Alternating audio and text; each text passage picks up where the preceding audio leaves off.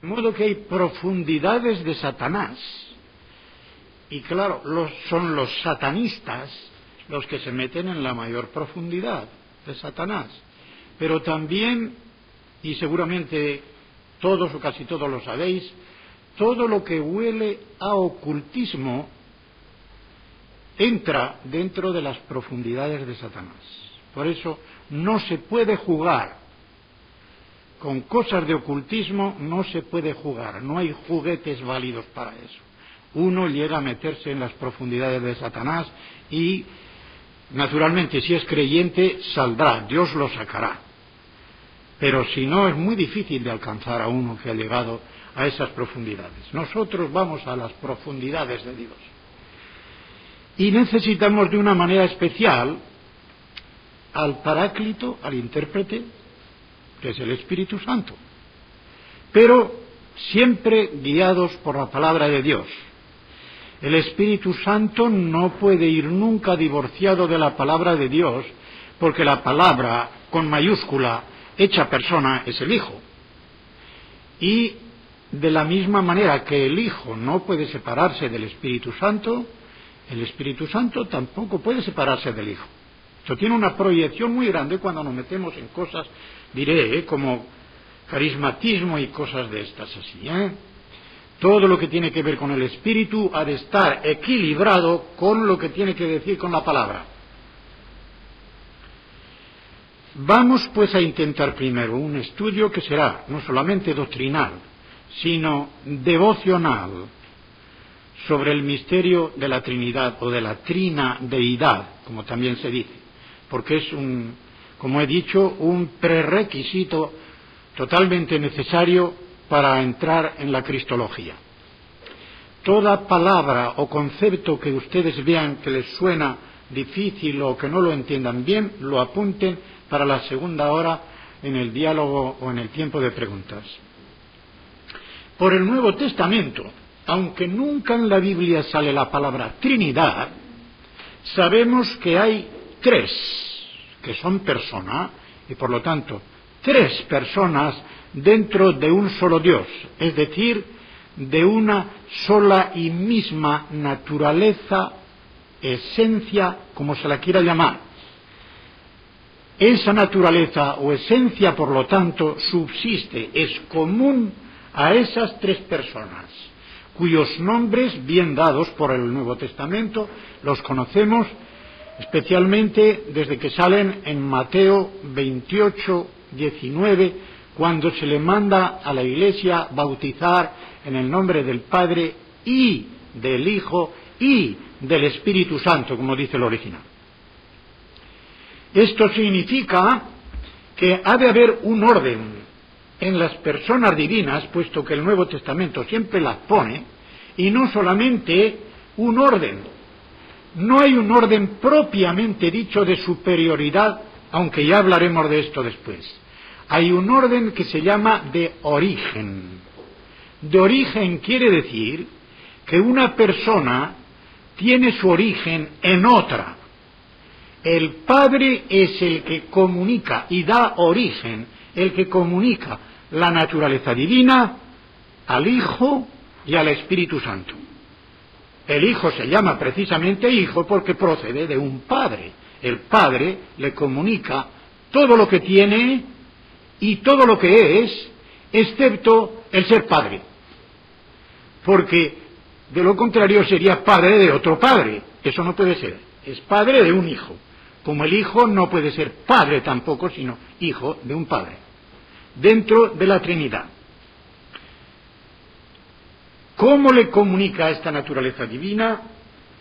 El Nuevo Testamento nos dice que es por generación, porque se le llama Hijo. ¿Qué clase de generación en un espíritu? Pues tiene que ser una generación espiritual, una generación eterna, porque si el Padre es Padre eternamente, es porque tiene eternamente un Hijo.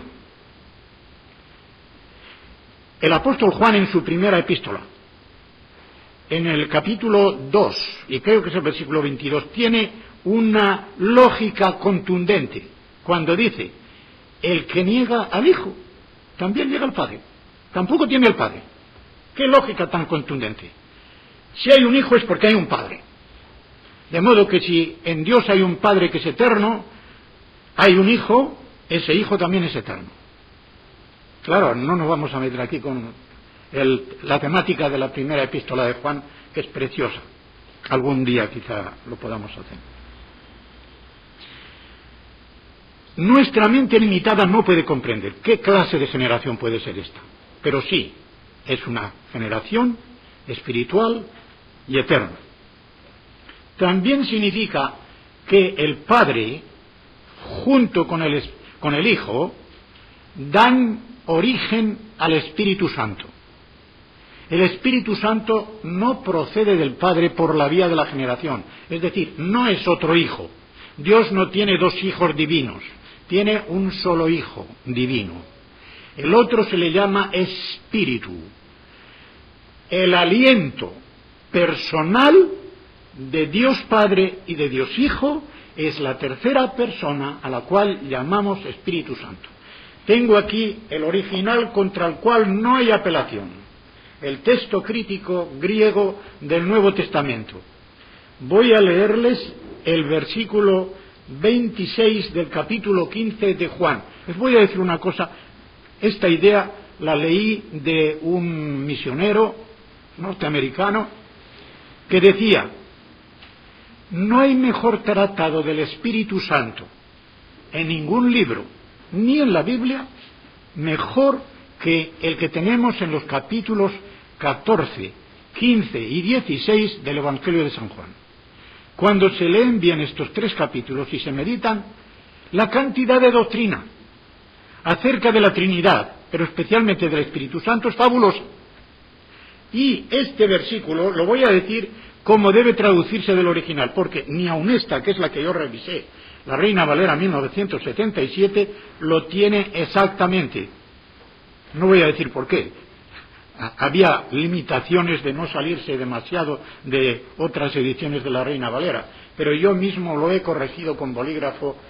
Tengo Efesios completamente hecho una calamidad porque he puesto del original con bolígrafo todo lo que debe ponerse. Dice así: cuando venga el Paráclito. Paráclito es una voz griega que significa kletos, llamado, para, junto a. Una persona que es llamada para que venga junto a uno para muchas cosas. Para ayudarle, para iluminarle, para servirle de abogado, para servirle de consolador. Todas estas cosas significa. Porque paráclesis también significa consolación, ayuda, abogacía, todo esto. Al mismo Señor Jesucristo se le llama abogado en 1 de Juan 2:2. Otro abogado. Jesucristo es el abogado junto al Padre en el cielo. El Espíritu Santo es el abogado del Padre junto a nosotros. Tenemos un abogado en el cielo y otro en la tierra. El Espíritu Santo que está junto a nosotros y dentro de nosotros es nuestro Paráclito. Cuidado, porque les voy a decir una cosa. No hay que sacar las cosas de quicio. Ustedes leerán en muchos libros de doctrina que una de las razones por las cuales el Espíritu Santo tiene que ser persona es porque están en masculino los pronombres de estas porciones de Juan. Esto es gramaticalmente falso. No quiere decir que el Espíritu Santo no sea persona, pero que haya que sacar la cosa de quicio de lo que pone en masculino, no hay de qué. Los pronombres masculinos no conciertan con neuma, espíritu, sino con parácletos, masculino. Esto es una cosa que se me ocurre ahora, pero es que me da grima de que todos den en el mismo clavo falso. No hace falta para eso, ¿verdad? Incluso hay en Romanos un versículo claro en que está neuma y luego viene el pronombre neutro, porque no hay ninguna otra cosa a la que referirse. De modo que dice, cuando venga el Paráclito, al cual yo enviaré a vosotros desde el lado del Padre, pie de la letra, el espíritu de la verdad, no el espíritu de verdad, está con artículo, el espíritu de la verdad, el cual procede del lado del Padre, Él dará testimonio acerca de mí, mas también vosotros daréis testimonio, pues estáis conmigo desde el principio. Esto es lo que dice el original. De modo que el Espíritu Santo, se ve claramente aquí, no es engendrado por el Padre, sino que procede. El verbo griego significa salir de alguna parte y tirar hacia adelante. Este es el significado del verbo griego. Salir de alguna parte y tirar hacia adelante. Proceder es lo mismo. Pro significa hacia adelante, del latín, y cedo, marchar. Y el correlativo de procedo es produco, producir. Producir de parte de la gente es el que adelante saca algo. De modo que el Padre es el que produce, en este sentido, no de crear ni de hacer, sino produce, saca hacia adelante el Espíritu, y el Espíritu Santo procede del Padre y del Hijo. Por eso dice, junto del Padre, al cual os enviaré. Es que el Hijo no podría enviar al Espíritu Santo si el Espíritu Santo no procediera también del Hijo. Porque las misiones, como suele llamarse técnicamente en teología, suponen una procedencia. Si el Espíritu Santo es enviado por el Hijo, lo mismo que por el Padre, es que procede del Hijo tanto como del Padre, ni más ni menos. De modo que aunque el texto sagrado no diga directamente que el Espíritu Santo procede del Hijo, al decir que el Hijo lo enviará y que procede del lado del Padre, como el Hijo está al lado del Padre, pues procede de los dos. Así que del Espíritu no se dice que sea engendrado, porque ya no sería Cristo el unigénito, sino que procede del Padre. La vida divina que tiene su origen en el Padre y se comunica a las dos personas, el Hijo y el Espíritu Santo, tiene, por ser una vida, un movimiento de recirculación. El Hijo procede del Padre, pero está continuamente cara al Padre. Esto es lo que significa el primer versículo del Evangelio de San Juan. En el principio era el Verbo estaba cara a cara al Padre. Esto es lo que significa allí la preposición pros. Curiosamente es una preposición de movimiento con un verbo de estado. Era o estaba en movimiento hacia el Padre, como una especie de corriente continua que va del Padre al Hijo y del Hijo al Padre. Y de la misma manera con el Espíritu Santo. Esa corriente del Padre y del Hijo al Espíritu Santo, y del Espíritu Santo vuelve al Padre y al Hijo. Esto se expresa especialmente en el Evangelio, y más aún en el Evangelio de San Juan, con algo que es muy digno de tenerse en cuenta. En los Evangelios ustedes verán que el Padre glorifica al Hijo. El Hijo nunca se glorifica a sí mismo, sino que glorifica al Padre. Y el Espíritu Santo nunca se glorifica a sí mismo, sino que glorifica al Hijo. Cada persona glorifica a la otra. ¿Por qué? Porque en Dios la generosidad, o por decirlo de otra manera, el altruismo es absoluto, infinito. Ninguna de las tres personas puede tener ni un átomo de egoísmo. Y Dios en totalidad de las tres personas no puede tener ni un átomo de egoísmo, por muchas razones. Primeramente es infinitamente rico. Segundamente es infinitamente amoroso y generoso. Está para darse. Y de esta manera es el modelo de cada uno de los creyentes que han de aspirar a imitar a Dios dándose y sirviendo, en vez de buscar su propio bien, su propia comodidad, el que le sirvan los demás. Hermanos, esto tiene una prolongación tremenda ya desde el principio al estudiar la Trinidad. Pues bien, los escritores griegos llamaron a esta recirculación de la vida divina pericóresis, que significa el ir dando vueltas, el ir en derredor. Peri significa en derredor, en griego, y córesis, de ahí viene también coro y danza, ir como saltando para dar más expresión a lo que es la vida divina, como algo del movimiento. Y los latinos, que en realidad, o sea, los del oeste, los teólogos del oeste, al contrario que los del este, les voy a decir que quienes mejor conservaron la tradición de esta doctrina de la Trinidad no fueron los teólogos occidentales, sino los del Oriente. Los griegos, los orientales, conservaron esto mucho mejor, y la doctrina de la Trinidad.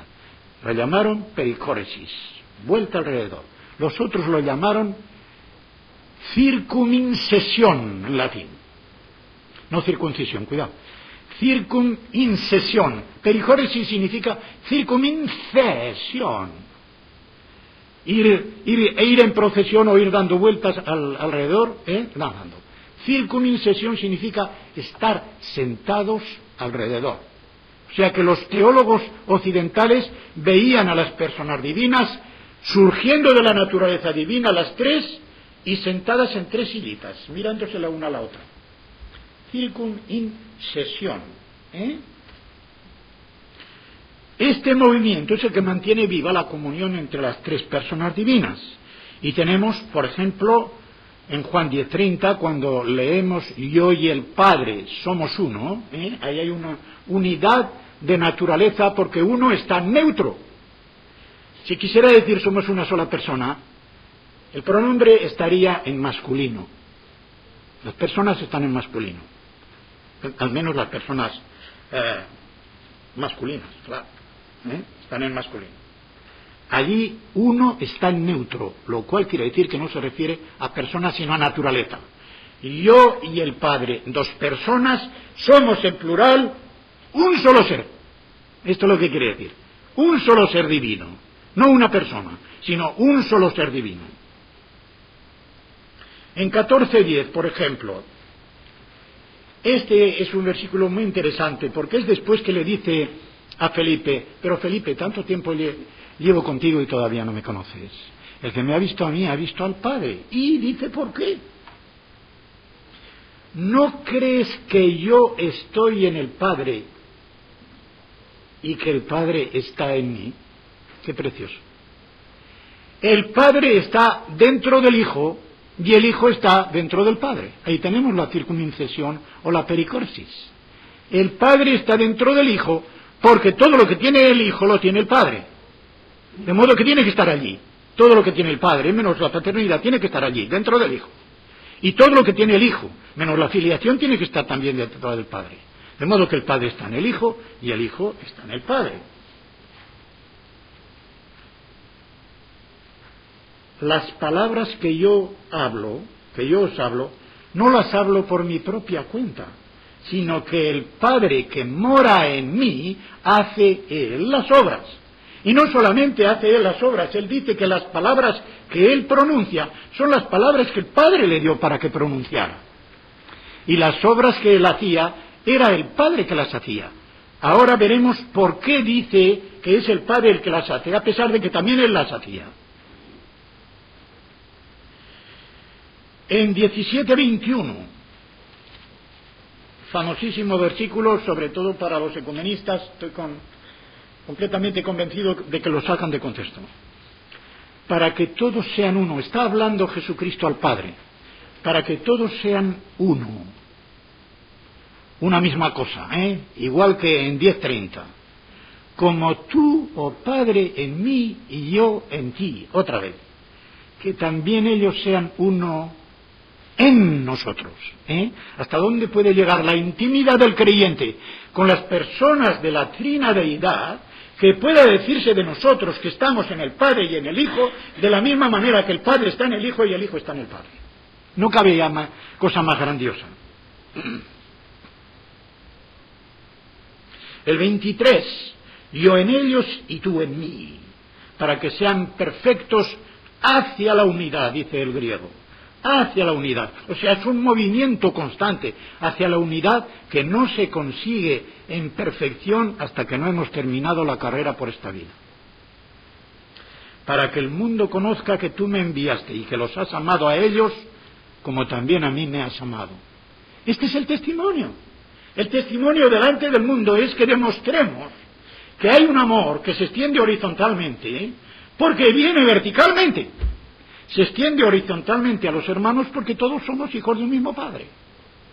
Y por lo tanto es de ese mismo Padre de donde viene esa unidad. El Padre en el Hijo y el Hijo en el Padre, de la misma manera nosotros en el Hijo y en el Padre.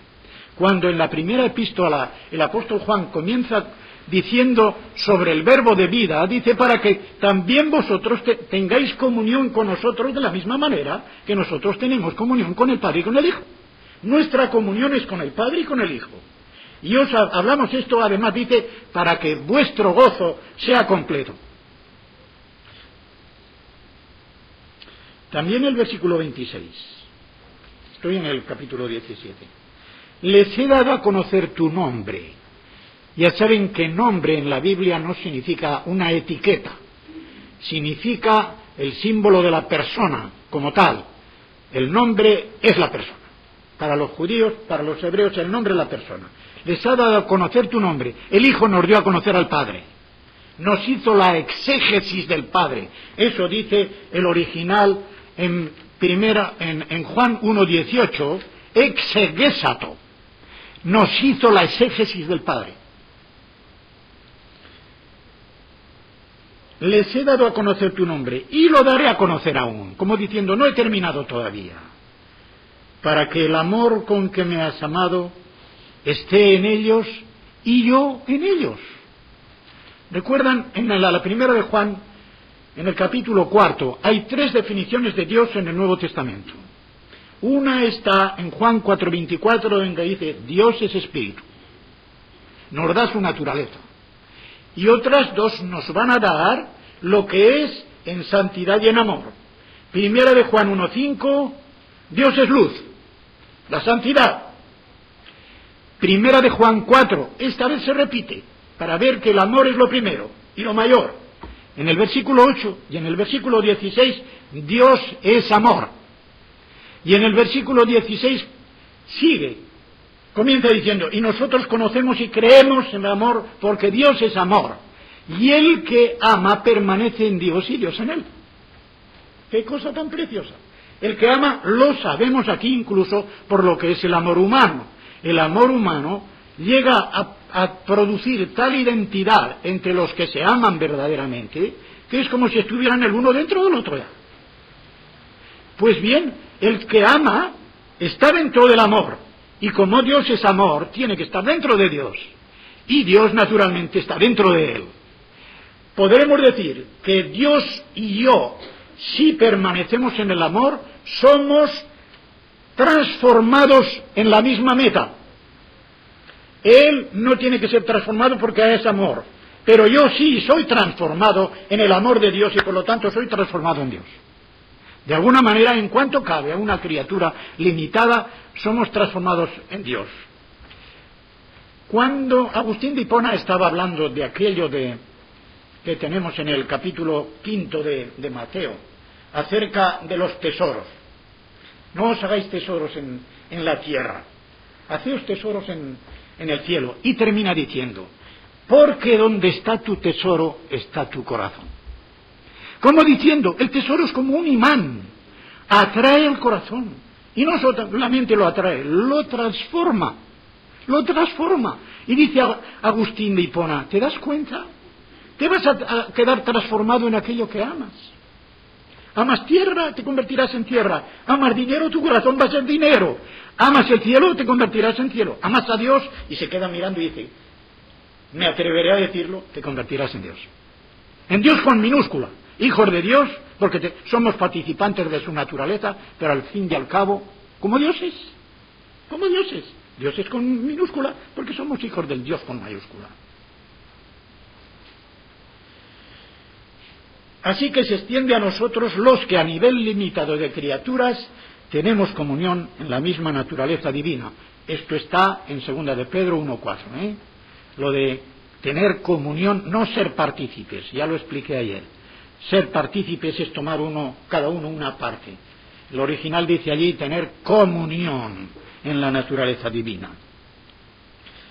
Y así amamos a Jesús, que es el Hijo, guardamos su palabra, o debemos guardarla, Juan 14:23. Nuestra comunión con el Padre y con el Hijo, naturalmente, es producto del Espíritu Santo en nosotros. El mejor texto que hay para ello es el último versículo, digo el último porque unas Biblias ponen 13 y otras 14, de la 2 Corintios. La gracia del Señor Jesucristo, del Hijo, el amor de Dios, es decir, el Padre.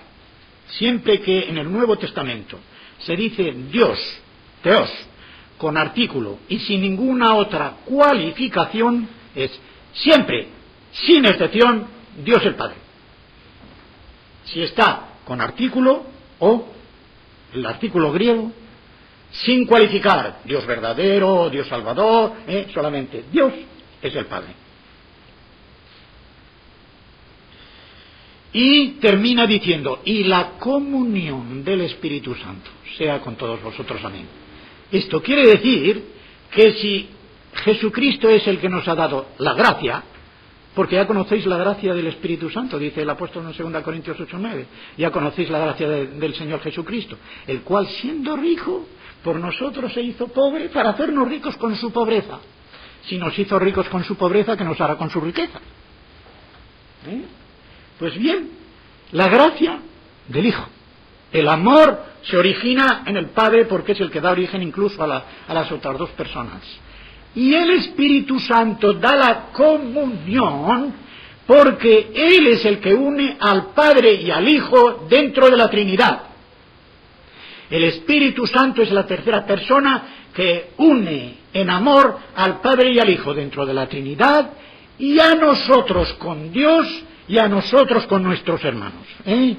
Esto es oficio del Espíritu Santo. Así que sirve de vínculo personal amoroso entre el Padre y el Hijo y nos une igualmente con los demás miembros del cuerpo de Cristo.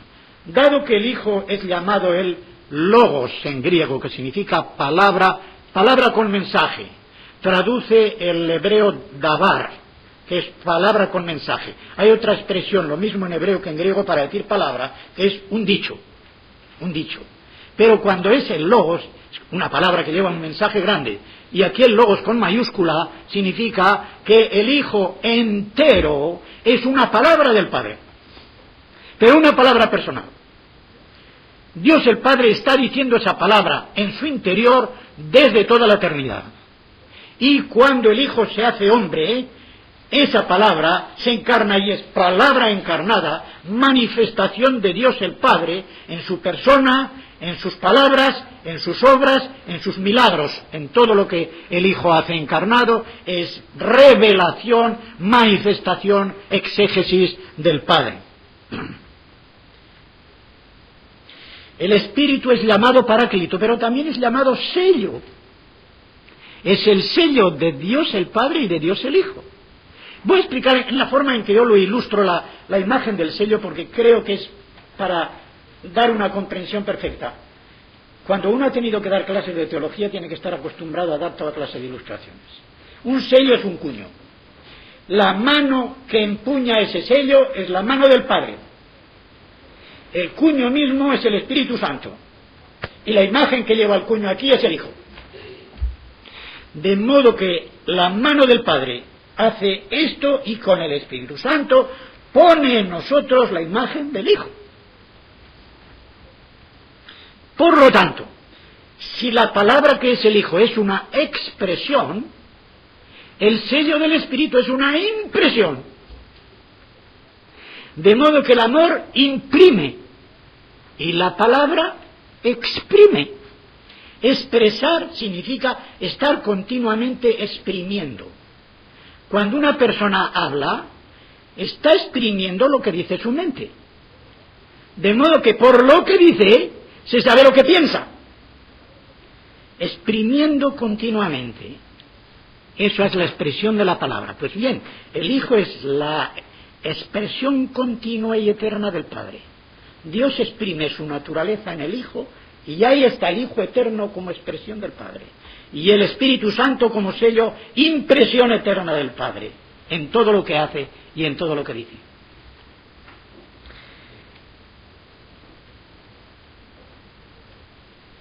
Una de las razones por las cuales sabemos que el Espíritu Santo procede del Hijo también, es porque en el Nuevo Testamento se le llama a veces Espíritu de Jesús.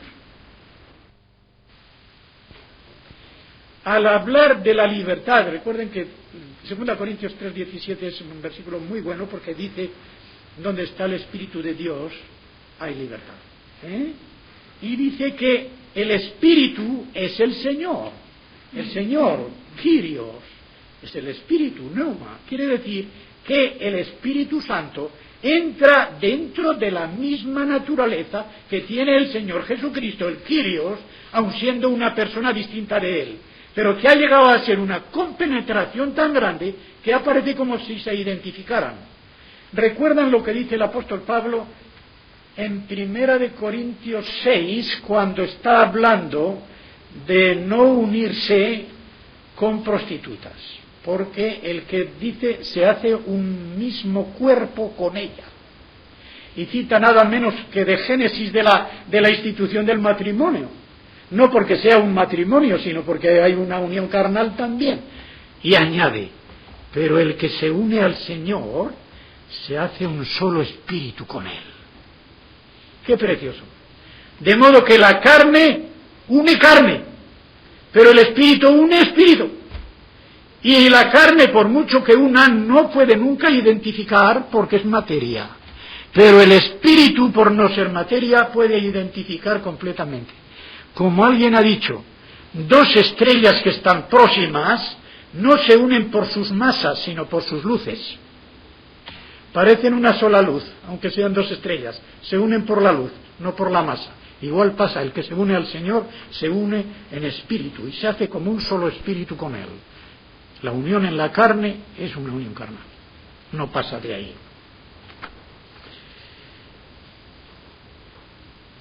Todo lo que viene veo que lo he dicho ya, qué bien.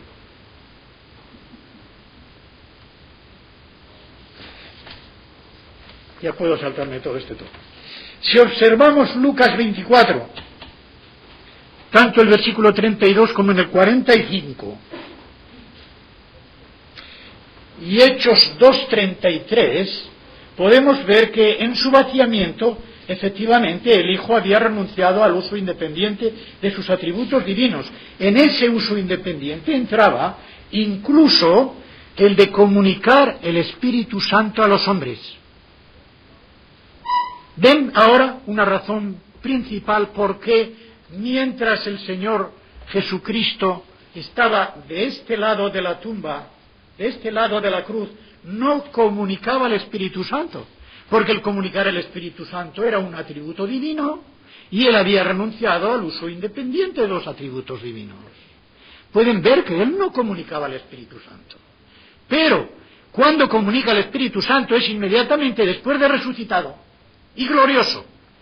En Juan 20, cuando les dice, os doy el Espíritu Santo, cuando les da el Espíritu Santo a los apóstoles, para que ellos puedan actuar con ese Espíritu Santo en forma eclesial, porque lo que dice después, aquellos cuyos pecados perdonareis quedarán perdonados, aquellos cuyos pecados retuviereis quedarán retenidos, no tiene nada que ver con el sacramento de la penitencia como lo aplican los católicos. Es simplemente una cuestión de cerrar y abrir, en sentido de cerrar o abrir el camino de la vida por la proclamación del Evangelio, y algo también más, y también el de la disciplina eclesiástica en poner fuera de comunión o admitir a comunión. De lo contrario, los verbos griegos que hay allí se quedarían un poquito cortos. El verbo krateite, retener, no se aplica bien a la predicación del Evangelio, en cambio sí se aplica bien a la disciplina eclesiástica. Así que, en cuanto a la subordinación del Jesús ya exaltado al Padre, no estará de más tener en cuenta lo que a este respecto dice ese teólogo que he citado. Va incluida al mismo tiempo la permanencia de la entrega a la cruz.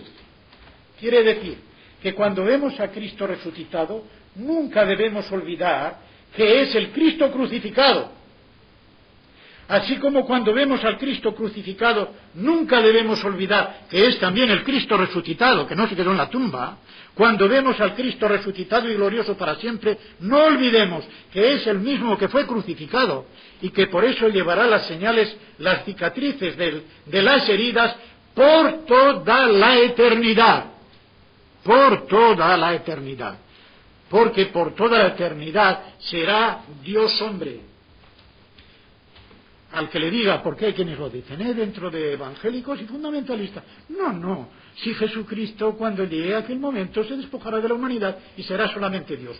Ahora yo los enfrento con Apocalipsis en el último capítulo, 22. ¿De dónde sale el río de agua limpia? Del trono de Dios y de quién más, y del Cordero. ¿El Cordero es Dios o es hombre? Jesucristo es Cordero en cuanto hombre, no en cuanto Dios. Y Cordero sacrificado. Por toda la eternidad, de ese trono de Dios y del Cordero sale el agua viva que es el Espíritu Santo como surtidor y que llena de vida al cielo para que nunca se acabe la vida inmortal de los que estén allí. De modo que no cabe ninguna duda de que Jesucristo no se despojará jamás de su humanidad. Por tanto, cabría, dice, desarrollar toda una teología de la Trinidad desde la idea de la cruz prolongada hacia la escatología, o lo que es lo mismo, entendida desde la escatología, desde el plan de Dios acerca de la consumación y viceversa. Solo es posible formular una doctrina de la Trinidad desde la meta escatológica de la huiocesía, que significa adopción de hijos. Si se tiene en cuenta la cruz, es decir, la realización más radical del amor de Dios. Es precioso lo que dice este hombre, es un teólogo católico. Y dice él, mire Romanos 8, 31 al 39, todo aquello de quién nos separará, etcétera, etcétera, del amor de Dios que es en Cristo Jesús. Así como Romanos 5, del 8 al 11. El amor de Dios, la esperanza no avergüenza, porque el amor de Dios ha sido derramado. Qué bonito, porque es el aceite. El aceite es el símbolo del Espíritu Santo, y el aceite se derrama, el Espíritu Santo, con su amor ha sido derramado dentro de nuestros corazones por medio del Espíritu Santo que nos ha sido regalado, nos ha sido dado. Qué fabuloso. Ya todo lo que sigue después, ¿verdad? De que cuando éramos enemigos, tal. Dos últimas consideraciones. Una última consideración, pero es doble. De suma importancia en cuanto a la solidaridad del Hijo unigénito de Dios con los hijos adoptivos que somos los creyentes. Esta consideración incluye dos aspectos que he dicho antes una porque son dos aspectos de una misma verdad. Primera, somos hijos de Dios el Padre. Esto parece una perogrullada, pero si hubieran estado dentro de la Iglesia Católica, allí se dice que no solamente somos hijos del Padre, sino que somos también hijos del Hijo e hijos del Espíritu Santo, porque somos hijos de Dios, y Dios es Padre, Hijo y Espíritu Santo. Falsísimo. Si se afirma que somos hijos de Dios sin distinguir las personas, estamos destruyendo enteramente la enseñanza bíblica sobre la Trinidad. Somos hijos del Padre, hermanos de Jesucristo, hijos del Padre. Segundo, somos hijos del Padre en el Hijo y con el Hijo, quien viene a ser así en cuanto hombre nuestro primogénito. Romanos 8, 14 al 17 y especialmente en el 29, cuando se nos dice que el Espíritu Santo es el que está produciendo en nosotros la imagen del primogénito. Injertados en él, como dice Romanos 6, 5, sinfitoi, plantados con él, complantados con él, literalmente, para estar con él. Ya no hay ninguna condenación, ni mucha ni poca. Romanos 8.1. ¿Para quiénes? Para los que están en En. Los que están en Cristo, los que están en Jesús, los que están en el Hijo. La segunda parte, no es que les dé yo permiso. La edición crítica del Nuevo Testamento les da permiso para que quiten la segunda parte del versículo primero porque es falsa. Dice los que no andamos según la carne, sino según el Espíritu. El andar no tiene que ver nada con la unión, tiene que ver con la comunión. La justificación con la unión, la santificación con la comunión. Eso está pegadito ahí del versículo 4, donde se habla no de la justicia imputada, sino de la justicia cumplida. Para que se cumpla en nosotros la justicia de los que no andamos según la carne, sino que andamos según el Espíritu. ¿Se dan cuenta? Como un detallito de estos puede trastornar toda una doctrina. De modo que así viene a ser para estar en Él y andar en Él. Colosenses 2 y 6. Colosenses 2 en el versículo 6 dice, de la misma manera que recibisteis al Señor Jesucristo, andad en Él.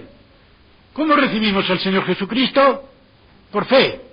¿Cómo se anda en el Señor Jesucristo? Por fe. Pero andar, Él es el camino que anda. ¿Han visto ustedes algún camino que ande? Pues es un camino que anda. Por eso andar en Jesús es progresar y a la vez estar en el camino. Es un camino que anda porque Él dijo en 14:6 de Juan, dijo, yo soy el camino. Pero en el versículo 2 dijo, yo me voy. De modo que si es un camino que se va, es un camino que anda. Así que estando en Él y andando en Él, andamos en un camino que anda. El ejemplo que yo les pongo, El ejemplo que yo les pongo es las escaleras metálicas automáticas del metro. En Londres, por ejemplo, en algunos metros, es tremenda la distancia que tiene que andar uno de una estación a otra. Pero uno se pone en la escala automática y no tiene que andar, la escala se lo lleva. Es un camino que anda. Pues es igual. Si uno está en el Señor Jesucristo bien agarrado, bien firme, Él se encargará de que nosotros vayamos a donde Él va. No hay que avanzar por su propia decisión. El creyente que quiere hacer sus propios pasos se sale del camino. Pero si está firmemente afianzado en Cristo, con Él irá a donde Cristo va. Para eso tomó Él nuestra naturaleza. Esta solidaridad con nosotros era necesaria para que Cristo pudiese actuar como nuestro sustituto. Por eso, Isaías 53:5, este versículo que lo he tratado con un rabino judío, porque la palabra que hay allí en 5 y que dice, por sus llagas, al pie de la letra, hubo curación para nosotros, dice el hebreo. El vocablo por sus llagas puede significar también por su compañerismo. Es la misma palabra para decir azotaina en hebreo que para decir compañerismo. Y es verdad, solo por sus llagas Cristo no nos redimió, si no nos hubiera amado y se hubiera solidarizado con nosotros, como se nos dice en Hebreos 2:14. Y porque los hermanos participaron de carne y sangre, también Él participó de lo mismo para poder así destruir las obras del diablo, etc. En la conferencia cuarta veremos un poquito más de esto. Y hermanos, iba a decir, ya les he dado la lata, no ponga esto allí.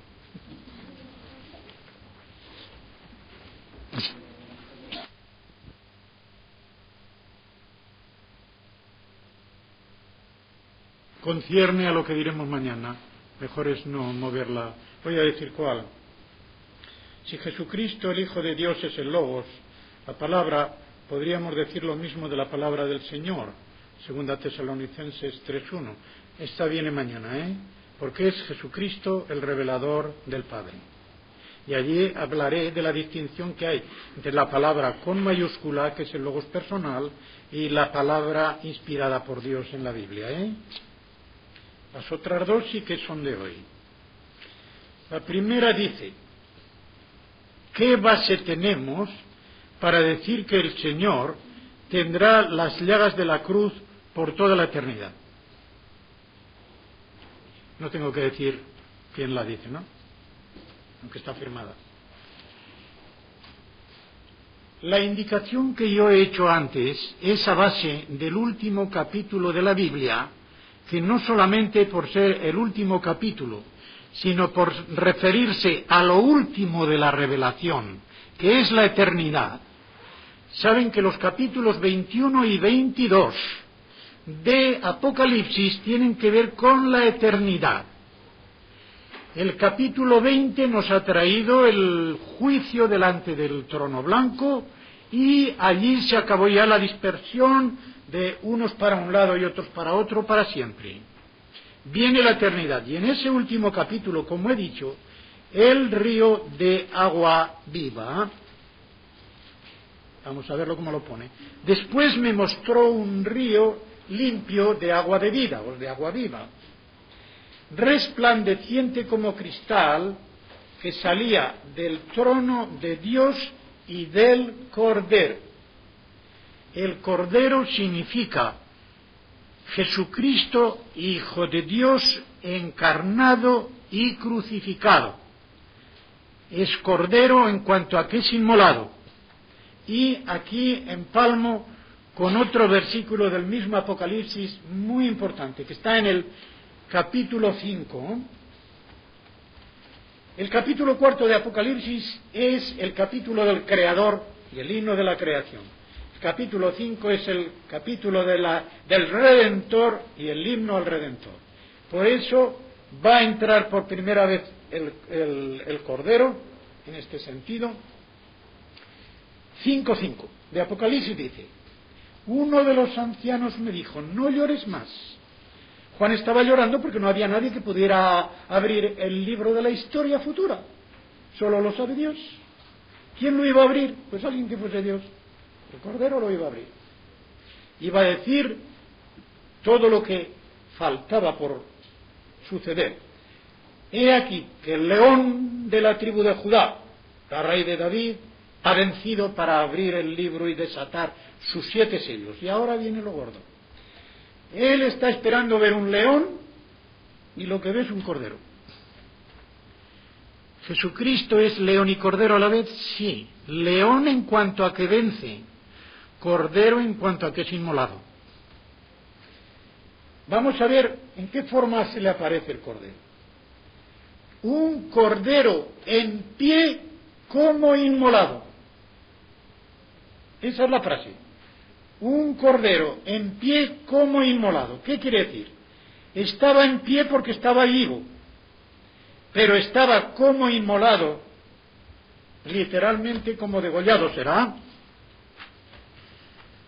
¿Qué es lo que se hacía con los corderos? Aunque Jesucristo no fue degollado, sino que fue crucificado, pero para seguir la metáfora había que decir degollado, ¿eh? En el original, vamos a ver el original de 5:6. Pero tiene que ser el verbo degollar.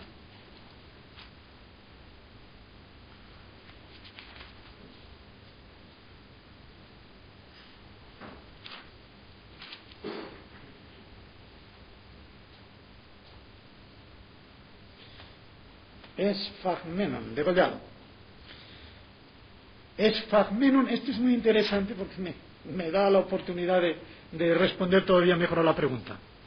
Esphagmenon es el verbo degollar, pero está en participio de pretérito perfecto. Eso se conoce por el acento menon en la E y por la E que lleva delante, que es lo que se llama aumento, que solo se da en el aoristo y en el pretérito perfecto.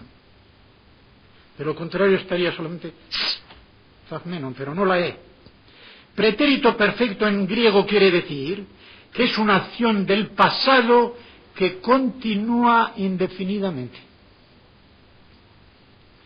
Esa acción continúa indefinidamente. Por ejemplo, si dice perdonado y está en pretérito perfecto, para siempre. Santificado está en pretérito perfecto, para siempre. Una acción del pasado que dura siempre. En cambio, el aoristo indefinido es una acción ¡pa! Como cuando dice, si decimos que no hemos pecado, hemos pecado es pretérito perfecto en castellano, pero no en griego. En griego está en aoristo.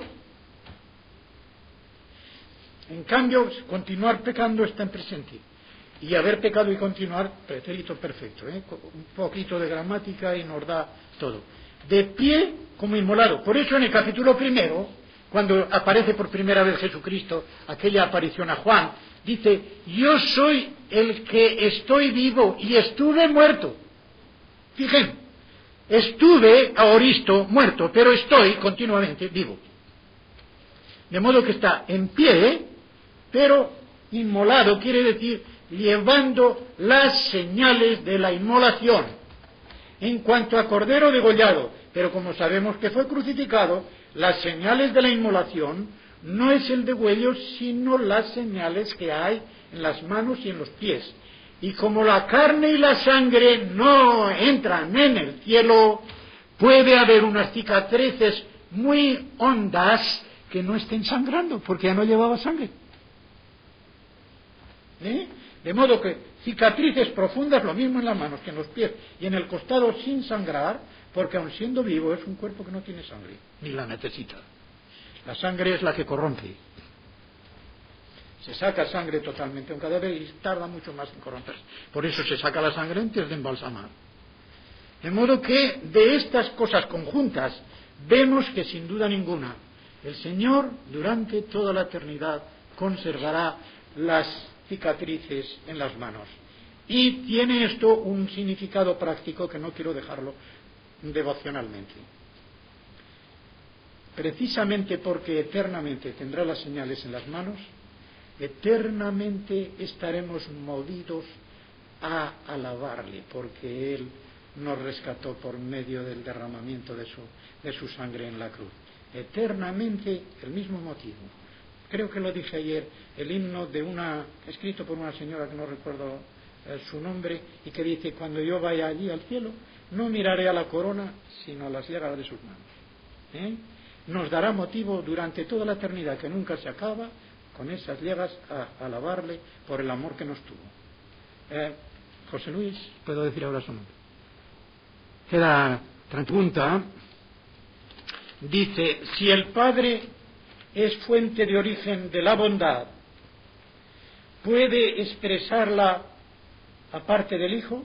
Creo que pone que es esto lo que ha puesto, no firma, pero como no está con letras mayúsculas, creo que es así, ¿no? Aparte del Hijo. No puede expresarla aparte del Hijo, si eso quiere decir que al Hijo se le deja a un lado. Pero el que expresa la palabra es el Padre. El Hijo es la palabra expresada, lo cual no quiere decir que el Hijo se quede sin palabra. El Hijo tiene una palabra divina que Él expresa, pero mediante esa palabra divina suya Él no engendra a nadie. Solamente el Padre es el que, pronunciando una palabra personal, engendra al Hijo. ¿Me entienden ahora? De la misma manera que el Hijo sabe lo mismo que sabe el Padre. Por ejemplo, pongámoslos en la eternidad, donde Él no se ha disminuido nada, antes de hacerse hombre.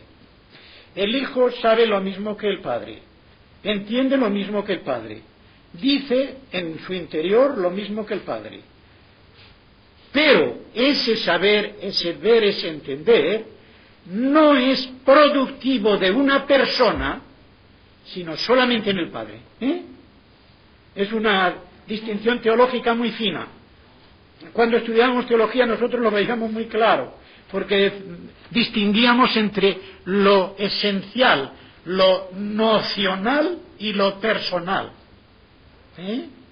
De modo que expresador de la palabra viva es personal del Padre, esencial de los tres, pero personal del Padre. Expirar al Espíritu Santo es personal del Padre y del Hijo conjuntamente. Nocional, si se toman por separado, esencial de los tres. o no el expirar el amor personal del Espíritu Santo es amor personal en el Espíritu Santo, nocional en el Padre y en el Hijo y esencial en las tres personas, o sea, como Dios. No sé si me he expresado de una manera que pueda entenderse, pero sí, entiendan esto. El Padre es fuente de origen de todo, de la bondad e incluso de la palabra que es el Hijo. Es fuente de todo en cuanto a que es el principio sin principio y por lo tanto el origen primero de todo lo que hay, en la Trinidad y fuera de ella, en el mundo. Las demás personas lo tienen todo, pero no son el origen de ello, lo tienen recibido del Padre, aunque esto no es ninguna inferioridad en el sentido de que si el Padre no lo comunicara dejaría de existir, es algo que es compulsivo para su naturaleza de Padre el darlo, de modo que él se queda tan obligado, diríamos, como los demás en recibirlo. Así que él no puede expresar la bondad sin el Hijo, pero él es la primera fuente de la bondad. Y el Hijo la expresa en cuanto a que la ha recibido comunicada del Padre. ¿Está bien?